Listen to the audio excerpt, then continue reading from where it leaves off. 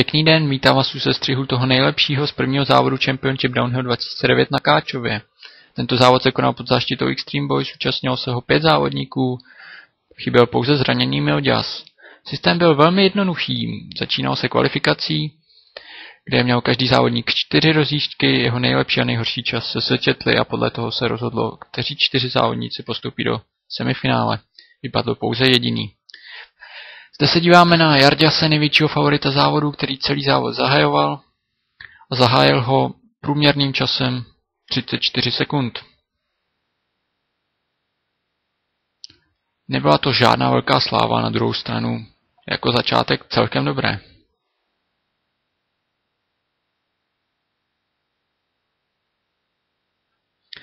Druhý jel Peter a ten předvedl ještě o vteřinku lepší čas, přestože byl považován za outsidera a rychle se z této pozice dostal do pozice černého koně. Čas to byl opravdu výborný. Po něm jela Marta, která zajela trať za 39 vteřin. Čtvrtý jel Boban, který se dostal do vedení časem 31 vteřin. Boban byl jedním ze 2 hlavních favoritů spolu s Jarďasem. Pátý jel George, který silně poškodil kolo v tréninku. Bylo to vidět, že se bál jet rychle za 41 vteřin, opravdu velmi pomalu. Jarďas nakonec trať zajel nejlépe za 30 vteřin rovných, což byl velmi dobrý čas a v pohodě postoupil do semifinále, kde ho čekal jeho bratr Peter.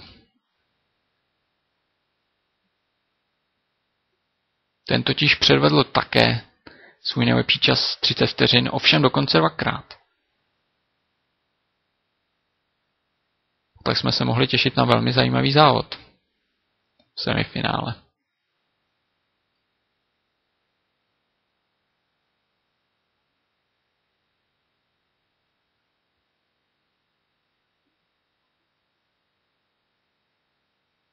Marta zajela velmi dobrý čas 34 vteřin a nakonec se ukázalo, že tento čas jí stačil k postupu.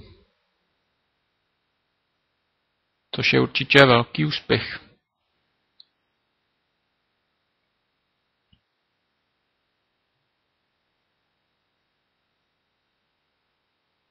Zde se díváme na Bobana, který zajel traťový rekord 28 vteřin.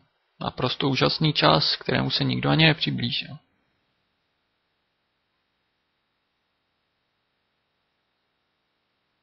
Boban tudíž vyhrál kvalifikaci. Zde vidíme George, který se snažil dostat se do playoff, jenomže udělal sudovou chybu. Myslel si, že mu praskla zadní galuška, tudíž zastavil, což je opravdová chyba. A znamenalo to pro něj samozřejmě konec nadějí. Ještě pokračoval.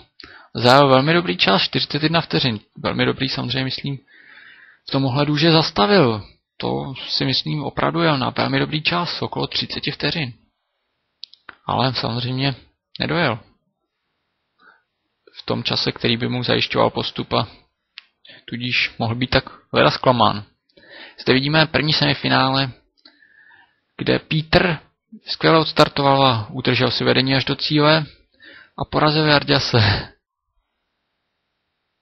Evidentně z toho měl obrovskou radost, naopak Jarďas velmi smutný, nebo spíše zklamaný.